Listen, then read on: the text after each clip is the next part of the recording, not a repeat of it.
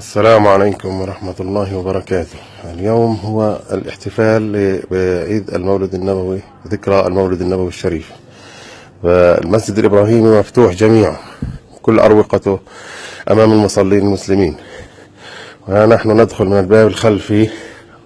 في الأيام العادية ممنوع للمسلمين أن يدخلوا هذا الباب.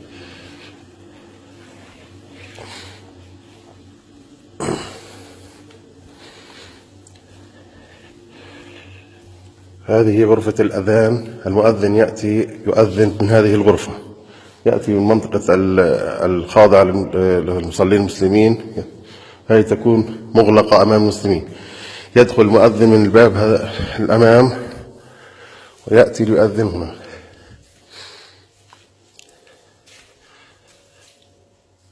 هذا مقام سيدنا يعقوب عليه السلام.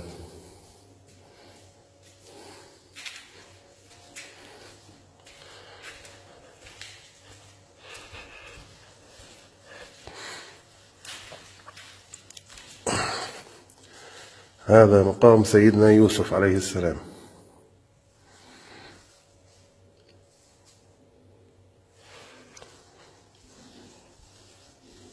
هذه المنطقة تسمى اليوسفية.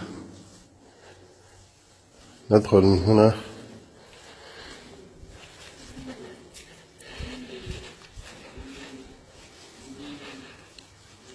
هذا المكان أيضا يكون مع الإسرائيليين في الأيام العادية. اليوم مفتوح جميعا أمام المسلمين.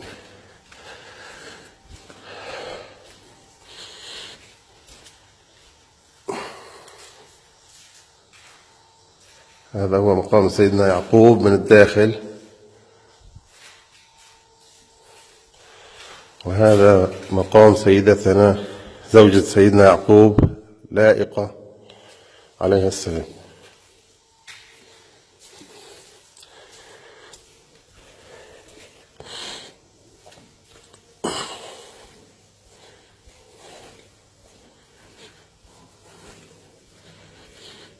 ندخل من هنا.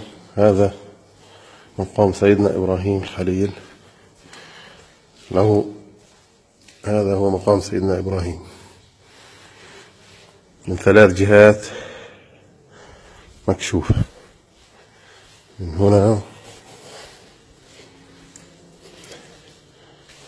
ومن هنا. هذا هو مقام سيدنا إبراهيم الخليل عليه السلام. وهذا مقام سيدتنا سارة زوجة سيدنا إبراهيم عليه السلام من المنطقة الداخلية.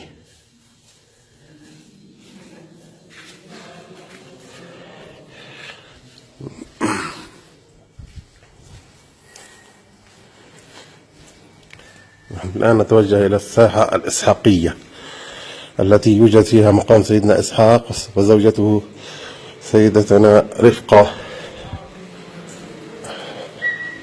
هذا هو مقام سيدتنا سارة.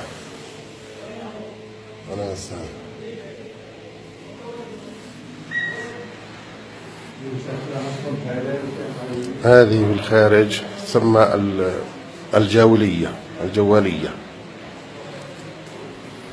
ندخل إلى الإسحاقية من هنا.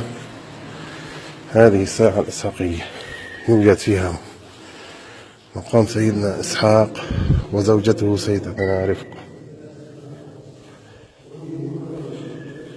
عليهم السلام.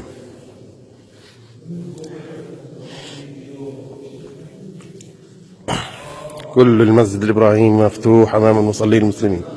هذا هو الغار الشريف. هذا هو الغار الشريف. هذه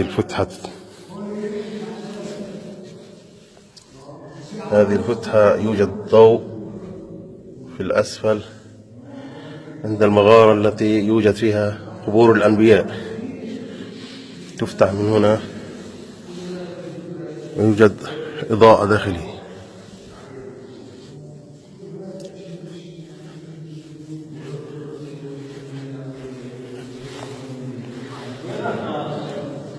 هذه مقام سيدنا إسحاق عليه السلام.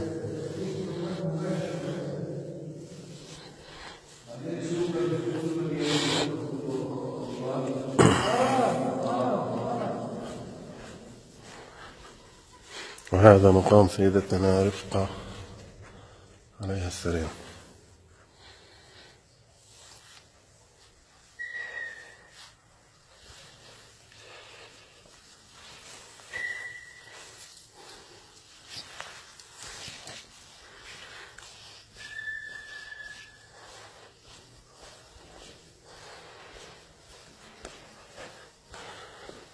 نرجع من المدخل الخلفي إلى مقام سيدنا إبراهيم الخليل.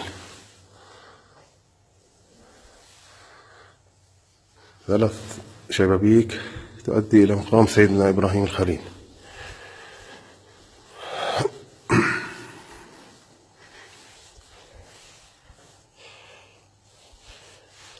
هذه منطقة التي دخلنا منها في الأول هي اليوسفية.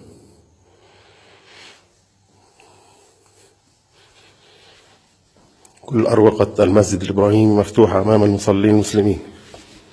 اليوم الاحتفال بعيد ذكرى المولد النبوي الشريف.